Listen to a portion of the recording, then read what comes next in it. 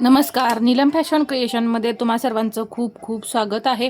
तर आजच्या व्हिडिओमध्ये मी तुम्हाला मुंड्यामध्ये प्रॉब्लेम कशामुळे येतो हे अगदी सविस्तर असं समजावून सांगणार आहे. तर पहा, त्यामुळे तुमच्या लक्षात येईल की तुमचं कुठं काय चुकतं.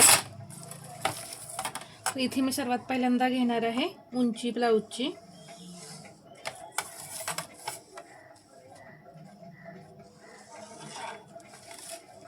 तर मुंडा कटिंग करताना नेमकं तुम्हाला काय काय चुकते ते पहा.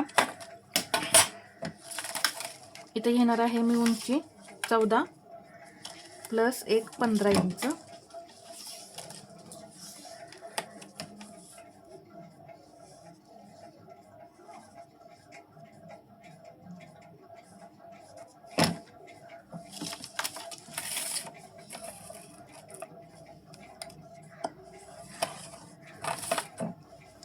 छत्तीस साईज घेणार आहे समजावून सांगण्यासाठी.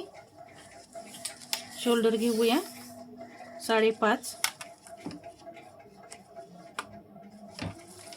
अजून एकदा असंच 5.5 इंचावरती मार्किंग करून घेतलं आणि इथून मुंडा घेणार आहे मी 5.25.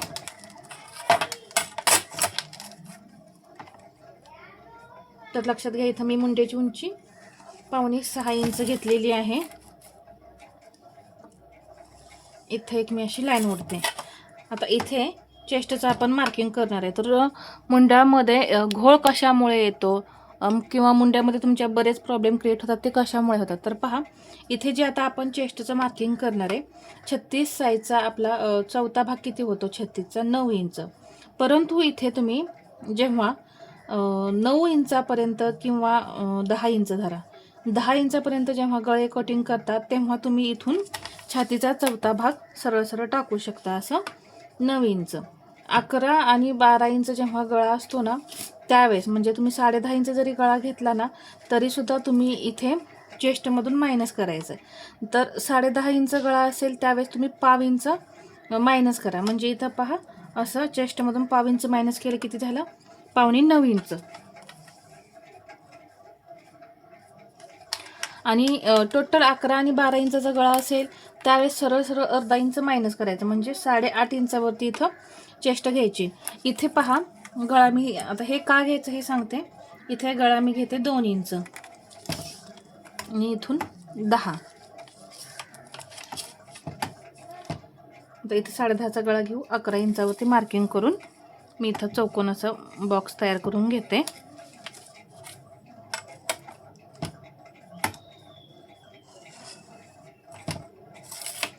गळा ड्रॉ करून घेऊया. तर इथे टक्स दिल्यामुळे काय होतं, हा गळा जो आहे तो इथं पसरतो. अजून हा भाग मग इथे सरकतो आणि हा भाग मग इथला भाग इथे सरकला की हा सुद्धा भाग इथं पसरणार आहे. मग ही लाईन जी आहे ती इथं येते, मग हा सर्व भाग इकडे पसरतो इकडे. त्यामुळे मग हे जे एक्स्ट्रा एवढं अर्धा इंच राहते, जर सरळ तुम्ही एवढ्या गळ्यामध्ये 11 आणि 12 इंचाच्या गळ्यामध्ये डायरेक्ट 9 इंच टाकलं तर हा गळा असा पसरल्यामुळे डीप जातो आणि इथं पसरतो. पसरल्यामुळे इकडं हा भाग इकडे सरकतो आणि हा मग इथं गोळा होतो मुंड्यामध्ये. त्यामुळे हे आपल्याला पाठीमागचा भाग जो आहे तो कमी करावा लागतो. तर हे लक्षात घ्या. तर तुम्ही हे कमी करत नाही, त्यामुळे सुद्धा तुमच्या मुंड्यामध्ये प्रॉब्लेम येतो, फुगा येतो, रिंकल्स वगैरे येतात. तर जेव्हा तुम्ही 10 इंचापर्यंत गळा कटिंग कराल ना, त्यावेळेस छातीचा चौथा भाग 9 इंच आहे असा टाकायचा आणि 10.5, 11, 12 इंच जेव्हा गळा घेता, 10.5 इंच गळा असेल त्यावेळेस 1/2 इंच मायनस करा. 11, 12 इंच गळा असेल त्यावेळेस छातीमधून तुम्ही अर्धा इंच सरळ सरळ मायनस करायचंय, म्हणजे कमी करायचंय. हा बदल फक्त पाठीमागच्या भागामध्ये असणार आहे. पुढचा भाग आपला सरळ सरळ छातीचा चौथा भाग 9 इंच असाच असणार आहे, जसं आपण रेग्युलर कटिंग करतो. फक्त यामध्ये इथं कमी करायचं आहे, बाकी कुठेही काही कमी करायचं नाही. हा भाग जास्त पसरल्यामुळे इथे फुगा येतो, कपडा इथं शिल्लक राहतो, त्यामुळे फुगा येतो. यासाठी हा बदल करायचा आहे. आता खाली कमरेचा चौथा भाग प्लस 1 इंच टक्ससाठी प्लस 1.5 इंच मार्जिन असं इथं कमरेमध्ये घ्यायचं आहे. आता इथे मी तुम्हाला मुंड्याविषयी सर्व माहिती समजावून सांगते. आता हे चेंजेस करायचे मी समजावून सांगितलेलं आहे. आता इथे मुंड्याला आकार देताना इथून घ्यायचं आहे, हा जो कोपरा आहे इथून घ्यायचं 1.25 इंच.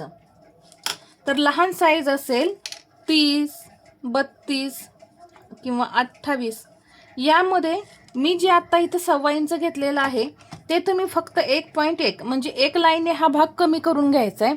आणि 36, 34 आणि 36 याच्या पुढे तुम्ही हे 1.25 इंच कंपल्सरी घ्यायचं आहे सर्व साईजमध्ये.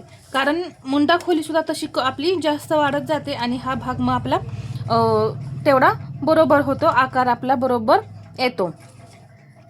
परंतु 28, 30, 32 मध्ये सुद्धा 1.25 इंच घेतलं नाही इथलं अंतर तरी सुद्धा जास्त होतं डीप नेकमध्ये. मग हा जो आकार आहे तो मी आता तुम्हाला 10 इंच गळ्यापर्यंत सांगते पहा, आणि 11-12 इंचाचा मी नंतर सांगते. ही जी मुंड्याची उंची आहे याचा सेंटर करून घ्यायचा. तर इथं या पद्धतीने मी सेंटर केला. इथे असं आता ही 36 साईज आहे तर मी 1.25 इंच आतमध्ये येणार आहे, 0.75. तर मुंड्यामध्ये काही प्रॉब्लेम येऊ नये म्हणून मुंड्याला आकार सुद्धा परफेक्ट देणं गरजेचं आहे. आता इथं सुद्धा पहा 28, 30, 32, 34 मध्ये तुम्ही हा पॉईंट जो आहे तो 0.5 इंच घ्यायचा आहे. 36 मध्ये 1.25 इंच, 38 मध्ये 1 इंच घ्यायचा आहे आणि 40च्या पुढे सर्व साईजमध्ये हा पॉईंट 1.25 इंच घ्यायचा आहे. हा पॉईंट एकदम परफेक्ट जर तुम्हाला आकार द्यावे असे वाटत असेल, मुंड्यामध्ये घोळ येऊ नये किंवा मुंड्यामध्ये काहीच प्रॉब्लेम येऊ नये असं वाटत असेल ना, तर हे जे मी सर्व पॉईंट सांगते तुम्हाला, हा पॉईंट हे तुम्ही काळजीपूर्वक पहा आणि मग मुंड्याला आकार द्या. सेंटर केल्यानंतर मी 1.25 इंच सरळ आले खाली पहा, आणि इथून या पद्धतीने मी मुंड्याला आकार देणार आहे. 1.25 इंच असं सरळ येऊन पहा, इथं हा मुंड्याला या पद्धतीने आकार द्यायचा. आणि इथे हे डाऊन सर्व साईजमध्ये कंपल्सरी 0.5 इंच करायचंच आहे. 0.5 इंच इथे मात्र काही बदल नसणार आहे, सर्व साईजमध्ये 0.5 इंचच असणार आहे. तर हे मी तुम्हाला सांगितलं, लहान साईजमध्ये हे फक्त 1 पॉईंटने कमी करून घ्या. आणि आता मुंडा घेर मोजायला विसरायचं नाही. तुम्ही फक्त मुंड्याची उंची वगैरे, शोल्डर वगैरे पाहता आणि हा घेर जो आहे तो किती भरतोय हे पाहत नाही, त्यामुळे सुद्धा पहा प्रॉब्लेम येऊ शकतात. आता इथं बरोबर हा 8 इंच मुंडा घेर आपला भरलेला आहे, म्हणजे 36 साईजनुसार हा आपला 8 इंच मुंडा घेर बरोबर आहे. परंतु कधी कधी हा मुंडा जो आहे तो कमी पण असू शकतो, जास्त पण असू शकतो. त्यासाठी हा जो पाठीमागचा मुंडा घेर आहे ना तो चेक करायचा आहे. यामुळे सुद्धा मुंड्यामध्ये काय प्रॉब्लेम येतो, जर मुंडा कमी भरला तर टाईट होणार आणि मुंडा जर जास्त भरला तर ब्लाऊज लूज होऊन तिथे घोळ येणार आणि शोल्डर उतरणार. हे प्रॉब्लेम तुमच्या मुंड्यामध्ये येतात. तर त्यासाठी तुम्हाला हा मुंडा घेर जो आहे तो सुद्धा चेक करायचा आहे. इथे असं 1.5 इंच आतमध्ये यायचं, एक तिरकी लाईन ओढून घ्यायची आणि इथं 1.25 इंच घ्यायचं. पुढच्या मुंड्यासाठी 1.25 इंच घ्यायचं. मग तुम्ही इथं कोणताही ब्लाऊज कटिंग करत असाल, 4 टक्स असू दे, प्रिन्सेस, कटोरी, या पद्धतीने तुम्ही मुंड्यामध्ये बदल करा. हे झालं 10 इंचापर्यंत. आता जेव्हा तुम्ही 11 आणि 12 इंचाचा गळा कटिंग कराल त्यावेळेस इथं काय बदल होतोय पहा. इथं 0.5 इंच हे चेस्ट कमी होणार. आधी 8.5 इंच पहा, इथं हे 8.5 आणि याच्या पुढे हे 1.5 इंच मार्जिन. चेस्टमध्ये ब्लाऊज आता आपला 10 इंचाच्या गळ्यानुसार पाहिलेलं होतं, आता हे 11-12 इंच गळा आहे. त्यामुळे आपण मगाशी जसं पाहिलं त्या पद्धतीने इथे मी चेस्टमध्ये 0.5 इंच कमी करून घेतलं. इथे 0.5 इंच बाहेर जायचं आणि क्रॉस बॅक द्यायचा 0.5 इंचाचा. हे 11-12 इंचाच्या गळ्यामध्ये करायचं. आणि इथून फक्त 1 इंच घ्यायचं, जास्त घ्यायचं नाही. कारण जेवढा डीप, जेवढा पसरट, जेवढा ब्रॉड गळा असेल तेवढं शोल्डर आपलं पसरणार आहे, गळा आपला पसरणार भरपूर आणि शोल्डर आपलं सरकणार आहे खांद्याच्या बाजूला. त्यामुळे इथे आपल्याला हे कमीच अंतर घ्यायचं आहे. तर 1 इंच घेतल्यानंतर पहा मी या पद्धतीने हे आकार दिले आणि इथं 0.5 इंच डाऊन केलं. हे डाऊन जे आहे ते सर्व साईजमध्ये असतं. आणि इथून हे सरळ लाईन आहे ना, हे फक्त आपण इथं सरळ यायचं. इथून 1.25 इंच आता घ्यायचं, 0.75 बरोबर मी इथं घेतलं आणि पुढच्या मुंड्याचे सुद्धा आकार दिले पहा. असे आकार तुम्ही 11 आणि 12 इंचाच्या गळ्यामध्ये द्यायचं.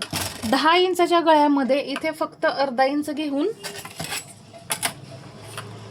एक तिरकी लाईन ओढून घ्यायची आणि हे फक्त अर्धा इंच 10 इंचाच्या गळ्यामध्ये आणि 11 आणि 12 इंचाचा गळा कटिंग कराल त्यावेळेस पाऊण इंच घेऊन हे असं तिरकं कटिंग करून टाकायचं आहे इथून असं हे तिरकं.